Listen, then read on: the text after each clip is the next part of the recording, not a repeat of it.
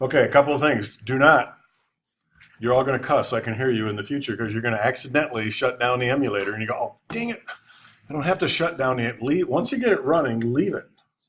And just flip back and forth. If you're at home with your dual screen 27-inch monitors, park the emulator on one screen, my notes over there. Here we're a little limited. Right? Dual 27. Okay, dual 24s. That's what I got in my office. Works really good on a 4 gigabyte machine. But anyways. 32-inch now. We shared video. Right. Okay. What else was I going to talk about? One weird thing happened. I was working with Tyler on his over here, and we dragged this on there, and it just was this little blob. Couldn't touch it, couldn't stretch it, couldn't do anything. So I dinked around with it a little bit and ran it. As soon as we ran it, then it popped up. So a couple of little flaws in these simulator emulators yet, not to be terribly surprised. This is all new stuff that we're using. And before the break, the last thing we were talking about is how we can change the text that's in there by going to the strings. And notice that even though I'm not using Hello Volker anymore, that string is still there. So I could still refer to it. Remember, its name is hello_world. Why? Why do we do it? Why can't we just put strings in there? You can. We can go in there and simply change the code. Show you. If I go in here, you don't have to follow. I can just come in here and what do we got here? All right, there's results. Notice that one doesn't have one. If I click on it, doesn't have one. This one does. This one doesn't. Why would I even think about it? This is going to tell me how many of you have read the book so far. Because the book tells you. Why would I create a constant for my strings instead of just typing? The string's basically a constant anyways, right? The reason is international. What if you write an app and you want to sell it to people in Germany, in China, in Japan, in Brazil? If you're lucky, they'll buy it in English and be perfectly happy. But every one of their phones has a setting, right, that says, I live in Belarus or wherever I live. When they set that setting, you can write your program to say, change the language of my program. And what you'll have is multiple versions of this strings file. I think it's extra credit about 2 months from now. You'll have extra versions of these string files, one called strings, one called strings.de for German, one called strings.ja for Japan. And you have the same set of strings with the same names. And you get somebody who speaks German to fill in the German translations of those. And your program will automatically update. So that's why they're doing it. I'm going to be typing all my strings with just quotes around them. I'm not going to be using string constants. If you're planning on writing an international app, recognize that's what it's for. And I will give you an opportunity to try it. And it works well. I tried it on my phone. I said, I'm living in Germany now. Poof, all my app changed. Everything was German, including all the Android menus, which I could no longer understand because my German isn't that good. But so that's why that's there. All right, let's write some dynamic runtime code. The runtime code is hiding in the Java folder. So expand the Java folder in your project file. And there's 2 of them here, and because my screen's kind of small, the second one is always a test. I've never used that. I don't understand why there's 2. And I never bothered to look it up because if I double-click the first one, actually open it, here's the main activity. Remember that last screen when we created our project? I said, call the activity main. This is the code for the main activity. If we have multiple activities in the future, you'll see multiples listed here. You can double click and it'll open it up. And here's the pre-written code. Remember in Visual Studio, we created a new project. We opened up the form view and then we saw this empty form. This one at least says hello world. Saw this empty form. And then behind the scenes, there was this outline of code. Same stuff. Little extra stuff that we really don't need here. If we create a menu, when somebody picks something from the menu, here's some pre-built code in case we need it. we're a good 5 units away from menus. So we can probably delete it. I'm just going to leave it. You can collapse these guys, get them out of the way. Or that was an expand, sorry. What did I just do?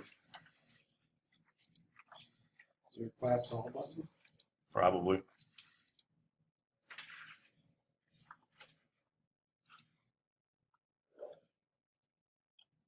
Stay away from the blue lines, the blue buttons. They're causing me trouble. Okay. The one we do care about is OnCreate. In Visual Studio, there was this clone of form load, I forget what it was called, that basically built the form when you ran it and then linked everything together. It's kind of what OnCreate does. What OnCreate says is when you're creating this view, execute this code. Very similar to form load. Just like form load, we don't want to clutter it with a bunch of stuff. So what I would like you to do is click at the end of the curly bracket for OnCreate, put out a couple of lines. And let's define our own method. We can see an example down here. Here's another example that's protected, meaning we can't change it. And this takes you back to Visual or Programming Logic Intermediate. Public. My method isn't going to return anything, so void. Void means I'm not returning anything. And let's just call this sample code. Oops, sorry. Notice the examples we see? Let's just call it run code. There we go. It's a method, so it must have parentheses, even though we don't have any parameters. This should be review, but stuff that's a little crusty. We didn't cover very deeply. I take that back. Programming Logic Intermediate, you created lots and lots of methods of your own. They all start with an access identifier, meaning is it public, is it private, is it protected? Most of ours will be public. What type of data does it return? In our case, nothing. What do you want to call it? What are you going to send in? Nothing. Curly brackets.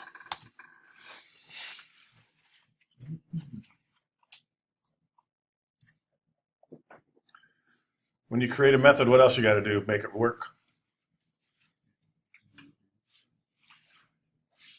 Louder.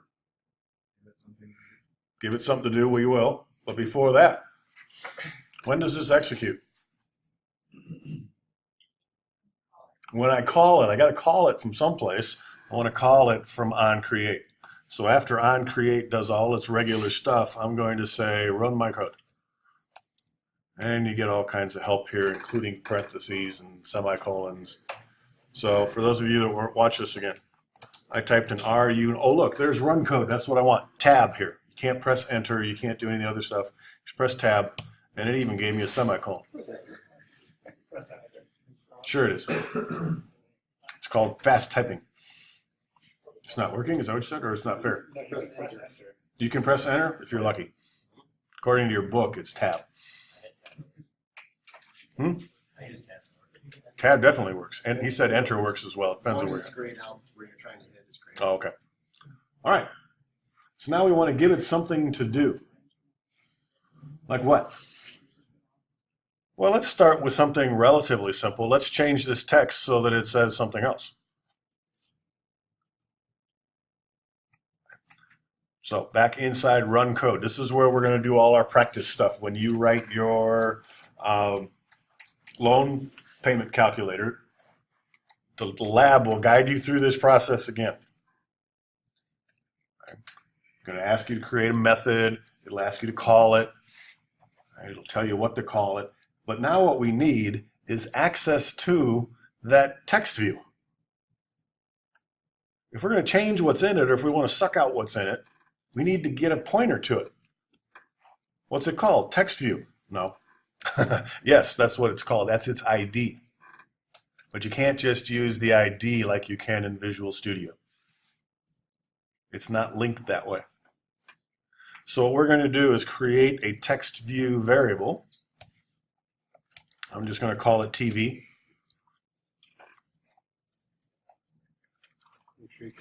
This is a variable, and you have to have text view as its class, its type. You must type that.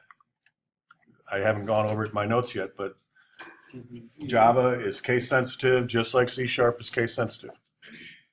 TV is my variable name. It's a pointer. I'm going to call it TV. I'm going to initialize that. In parentheses, text view. We're typecasting. Remember that from C#? Whatever's coming next, it's going to be so generic we can't use it. So we're telling it whatever comes next, it's a text view. Trust me, I'm the programmer. I know what I'm doing. You screw it up, you get errors. After the text view, we are going to, oh geez, I hope this is in my notes because I've forgotten what the command is. Get, is it get?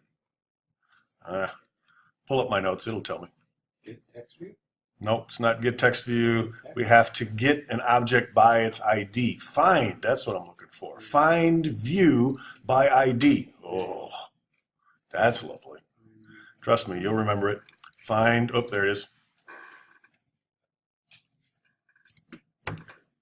Let's analyze that call a little bit. This says, find me a view. A view, I thought that was the screen. No, I lied. It's an easy way, and it's an activity. What's a view? A view is basically an object that's visible. Pretty generic, right? Could be a radio button, could be a text box, could be a layout, it could be all kinds of stuff. Buttons, command buttons. Every one of those is built on the view class. There's a class called view. It's very similar to object. It's so generic you can rarely use it. So what we're saying here is give me a view. It's a text view. It's not just a generic view. It's a text view. But what's its ID? TV results. No, it's not. There's another bizarre thing that's in the first. You might, if you're bored this weekend, you might read the first couple, 3, 4, 6 chapters in that book. They'll blow you away because they're all conceptual. We'll go back and talk about these things. One of the things they tell you buried in there someplace is that these resources that we have down here, when we run our program, they are all turned into a class and compiled into a tight little class called R for resources. Yes, R. Why would they call it capital R? Important. That R has a bunch of IDs in it, including my text view, which I never renamed. I thought I renamed all that stuff. Does yours have the TV results here? Yep, I obviously forgot to, so I'm going to pause here and go back and fix that. Yours doesn't have it because you took it off and replaced it with a plain text. Oh, because I was playing with it. Okay. So now how do I get back to it? I have to go back to my activity view layout up here. That one? Nope, that one. There we go. Okay. And I have my results. I just never named it, did I? You named it once and then you deleted it and tried it again. Oh, okay. So can I just put it in here, just type it as TV results? Maybe. Let's find out. Left it red. I mean, it doesn't like it, or it's just not. And I'll hit save just to be safe, and I'm going to switch back to my main activity and say, what do you got after that? I can put the dot again. Now it's not there, so that didn't work. It's a at the +ID /. Yeah, if you do, that's why you do the ats for those. So I'm going to do this the easy way. I forgot. So I'm going to go back here, and I'm going to go back to design view, and I'm going to give it an ID here, because it'll probably do all the dirty work for me.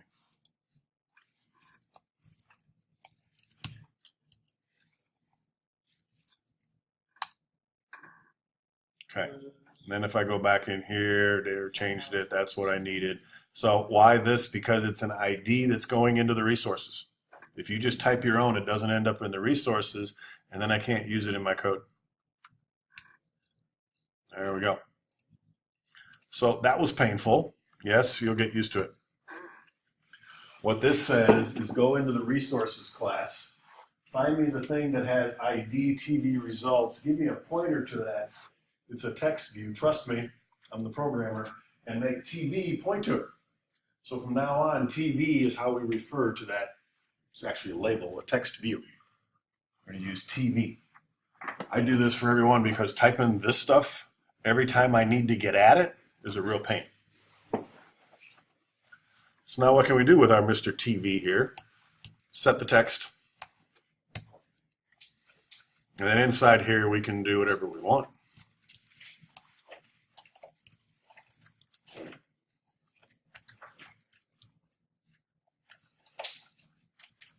So the TV, a text view, just like a label, has methods that it can do, things that you can do to it.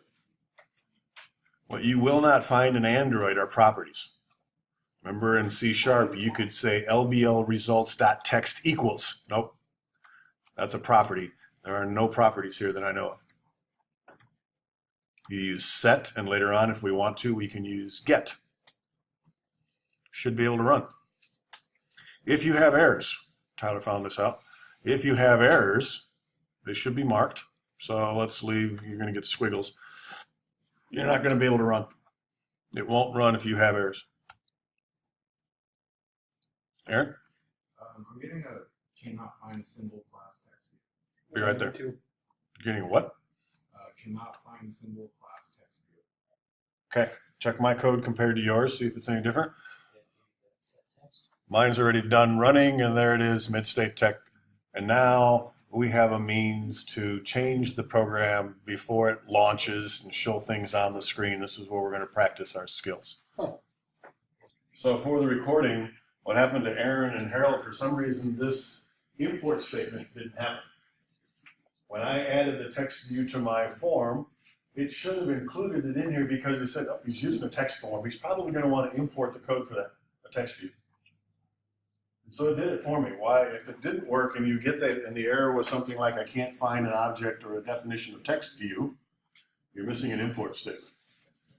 And after you've had a few programs, you could probably go in there and steal them and copy and paste and say, that's the one it wants, paste it in there and make it happen. I believe there's a way to say add it. If we type it and it's not there, we could say add it, but I haven't found it yet. Any other questions? So for your program, you're going to do basically the same thing. I'm sorry, I didn't wait long enough. Go ahead. No, I just was wondering, inline comments and block comments. Getting there. I know. Working on it. So for your program that you're going to be working on this weekend, because I've assigned it, even though you might not get a due date for it, because I don't think we're going to get deep enough into my notes to give you a due date yet. I'll give you the due date on Monday. You're going to create your own method. That's where you're going to do all your work so you don't clutter up OnCreate. Could we have picked up these 2 lines of code, put them in there? Absolutely. We can take text view TV and put it outside the method, then it becomes global and we can use it everywhere. So if we're going to refer to that text view in 6 different methods, we can make it a higher level, a class level variable, just like we did in C#. But for right now, you should be just typing all of your code in that custom method that you create just to learn some Java. Okay, so now I'm in my notes. Skipped all this stuff here. Here's the stuff that we already did. Here's another little clue. \n if you want to start a new line. What if I want your loan calculator supposed to display about 6-7 lines of code, or output, I should say. \n's between them, because you're putting them all in one big text view. So if you want them to start a new line, you have to put the \n in, and that is a \n, and it is part of a quote. All right. Java's case sensitive, nothing new there. We know about curly brackets, semicolon at the end of every command, carriage returns, tabs, wherever you want, doesn't matter. No line continuation. The only thing you can't do is split a string literal over 2 lines. So in my code here, if I can find it again, in my code, this is not legal. You notice what the studio just did for me? So it ain't legal, but it'll help you. That was cool. Yeah, it's pretty neat. Handy. It's nice enough to. Yeah, it did the plus signs, split the string, so that was good. Any code we need to import, we use import statements. A lot of them will be entered for you automatically, just like they were in C#, but every now and then we'll have to add our own. If we're using a built-in class potentially that's not visible, like a file reading class, we'll have to import the class to help us do that. I'll help you when we get there. Okay, Lyle was asking about comments. Nothing new for you here. 2 slashes makes the rest of the line a comment, and /* gives you a multi-line comment. And I also introduced you briefly to JavaDoc. There are some standard programs out there that will read source code, look for the JavaDoc, and just suck that out and kind of build a manual for you, or a programmer's guide. No code, just all of the documentation. How do you communicate with this method? I'm not going to get there in this class. I just want you to recognize it in case you see it someplace else. Again, my documentation standards are none for this class. Document where you need to, where you want to. Variables are case sensitive. This is a little different. You can use any characters in your variable names except spaces. So dashes, commas, semicolons doesn't sound right. It says any characters. I wonder where I read that. Is it in this? So you can use dashes in your variable names, just can't use spaces. Normally I still stick with letters and digits and underscores. Maybe it's just because I'm old school. I don't like underscores. I don't use them very much. Your variable names must, however, start with a letter or an underscore, pretty rare, or a $, even more rare. No maximum length, except you got to type it. Here are the data types, pretty similar to what you saw in C#. A byte is a little different than C#. In C#, a byte is 0 to 255. Here, a byte can be negative. In C# it can't be. We never use bytes, right? So we're not too worried about saving memory. Last time I taught this class 2 years ago, a typical Android device came with 500 meg of RAM.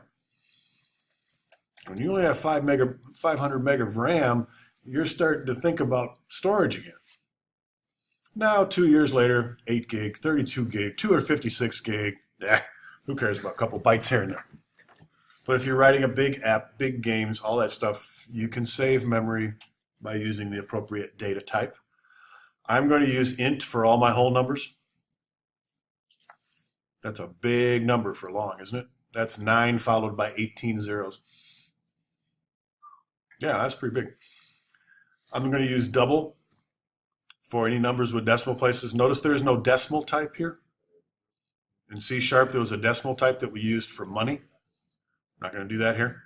There isn't one. So if you float has a little less accuracy, but when you type a number in C#, 5.5, that's a double. And so to avoid conversion errors and type mixing errors, I use ints, doubles. Rarely use a char. That's a single character. One byte of memory, single character. I don't use them very often.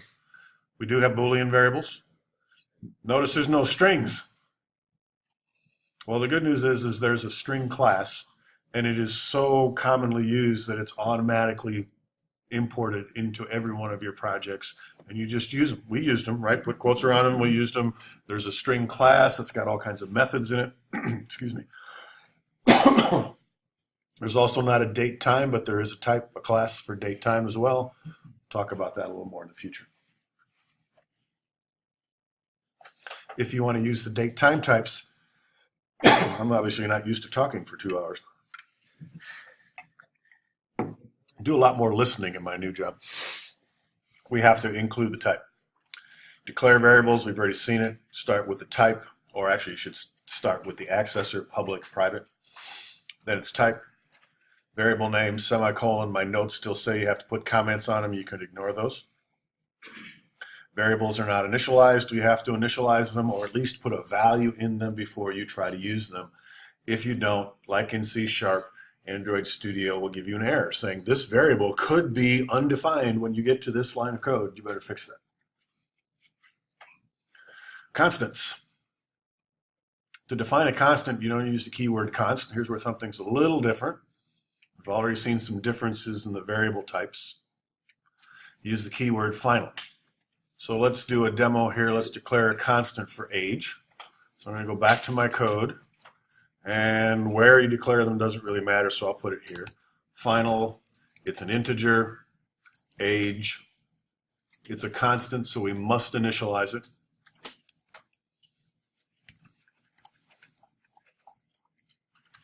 So you can put constants just any Anywhere. Not like in This is a local constant. It is only accessible to this method because of where we defined it. Now I could cut this and put it in here. I can cut it as long as it's inside here, inside the class, we're okay. If you put it inside a method, you don't have to designate public, private. Actually, you can't. If you put it outside, you should. For our first couple, just put everything in this little custom method that we did. And then we could say this. We could say TV, that's my text view, right? We can append to it. Append text to the end. And we could say something like age is, and then concatenate to that the variable age. Concatenation in Android, in Java, is a plus sign. That's your only option. No ampersands, none of the rest of that stuff. The plus sign concatenation here is very powerful. Just like it is in C#, you can take a string, concatenate a number to that, concatenate another string to that with a couple more numbers after that, and you can concatenate anything, including objects. But then the object better have a toString, just like it did in C#. So now if we run this again, we should see age is in our output.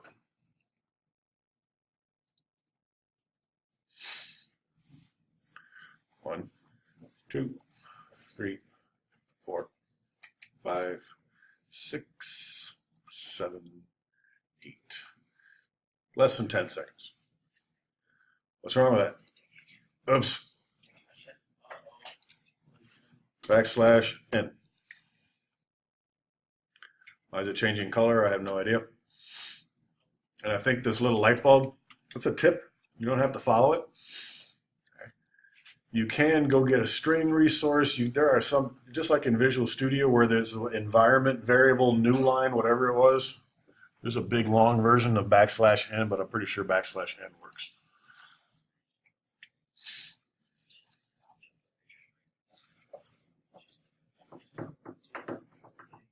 Get better because it did when I practiced. Thank you.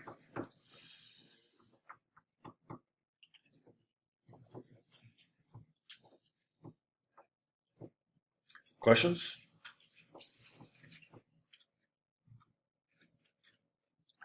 Okay, back to the notes. 10 minutes here, see what else we can cover. So whenever the program that we're testing right now has inputs, here's the data I want from the user, their age, their height, their name, their whatever. I would define a constant for it. And then if you want to test your program, just change the constants, run it again, change the constants, run it again. There's no real easy way to do that until we get some GUI inputs. You can use const, by the way, if you make a mistake and go back to C# mode, you can use it, but it's deprecated. I think most of you have learned that term in web programming, right? What's deprecated mean? It'll eventually not be But it's supported. Not used anymore. It's still there for old programs so that we don't have to rewrite them, but you shouldn't be using it in new ones. What if you do? Then the Android gods will come find you and mess up your program. I don't know. At some point, it might go away and it won't work. They will select your program. Yep. Operations, these should look pretty familiar. We use the equal sign for assignment. We just did that. We said age equals 57. We can do math using multiplication, division, plus sign, minus, and modulus. I forget, C#. Modulus was a percent sign, or was it mod, or what was it?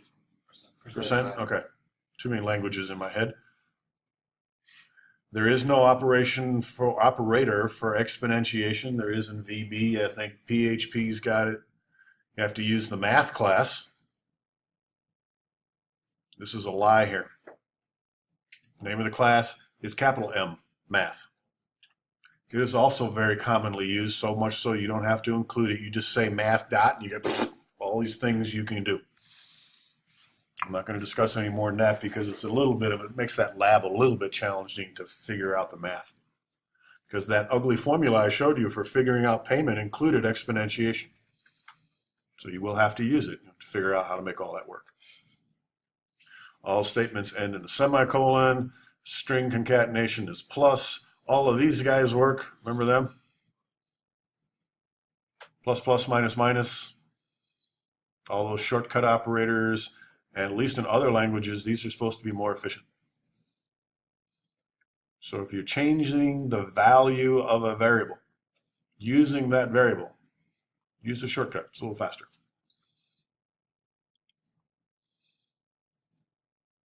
Shouldn't be anything new, terribly. Okay, calculations. Equal sign is the assignment operator. I said that already. We can use any combination of operators and literals and variables and function calls, etc. Java, like C#, will not do math on two different types of variables. If you have an integer and a double, you try to do math with them, Java won't do it. It will automatically promote one of those. If you have an integer and a double takes up more memory. It'll temporarily convert the integer to a double so that it can do double and double math. You don't have to do anything. Slow it down. Does it slow it down? Not any more than you doing it manually. So we don't need There to are some typecast. programmers, that's an interesting point. There are some programmers I've heard who make every variable a double. Your age, double. Shoe size, double. How many kids you have, double. Why? Because you don't have to worry about a lot of these calculation issues. I'm not sure I agree with that. I still think variables should be the right type. But then, in about 3 weeks from now, you're going to get into JavaScript, and JavaScript has untyped variables. PHP has untyped variable. They don't have a type. It's just a variable, throw in there whatever you want. It works. It's great. C#, even Objective-C, even Swift. Take that back. Swift is untyped. You can force it, but it's untyped. So the newest languages today have variables. Make it a variable, throw in it whatever you want. String, good. Now it's a number, good. Now it's a double, good. And they work really well. But we're not in those languages. We're in an older language, even though you would think Android Studio would be using a nice new, as new as possible language. It will not do mixed math, but behind the scenes, it will do the conversions. Unlike C#, where there was that decimal double problem where it just wouldn't play together no matter what. Here, all the type conversions are done automatically. So if we wanted to figure out how many days old you are, we can go into our sample program here, and we can calculate another variable, not a final, an integer called days. Let's just stop there so that you can see you can do it that way. And days is equal to age times 365, just as a rough estimate. And then I'm just going to I'm going to put a \n on the end of this thing here. \n is a string. You must put it inside quotes. And then I'm going to steal this. Go ahead.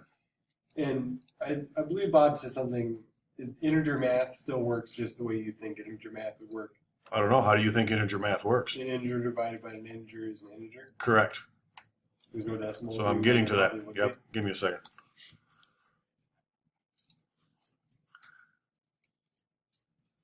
I have to get used to Command-C and Command-V again.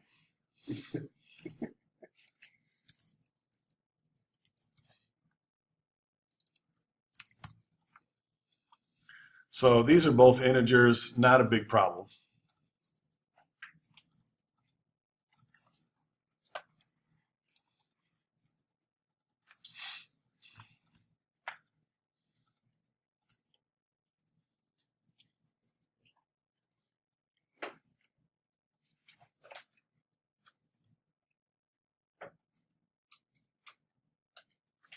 Okay, but what if I did this, 0.25, because really a year always has an extra quarter day in it someplace. That's where leap years come from. Now it's telling me, hey, I don't want to do that. It says it's an error. Why is it an error? Because I'm trying to stuff it into an integer. The calculation is not the error. Just like in C#, you cannot take a double, which is, picture it this big, and squish it into an integer that's this big.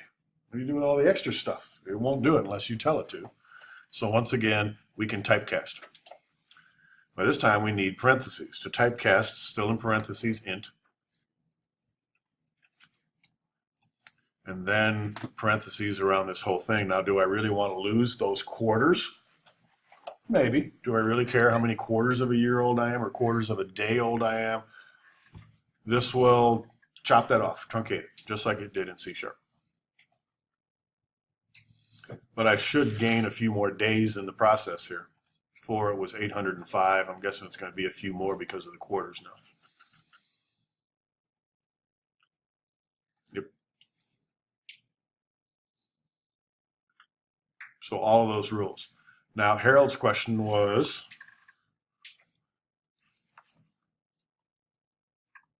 what happens if I do integer math?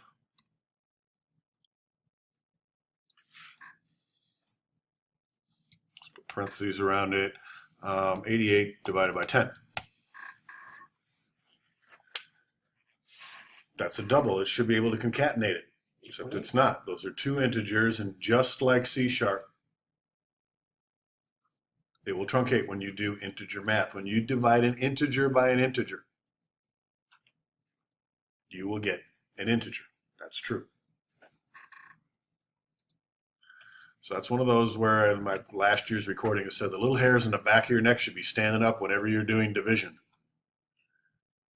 Is there an integer involved someplace? Or is there a decimal, a double involved someplace? If there is, then you should be okay. But think about it. Look at it. 8.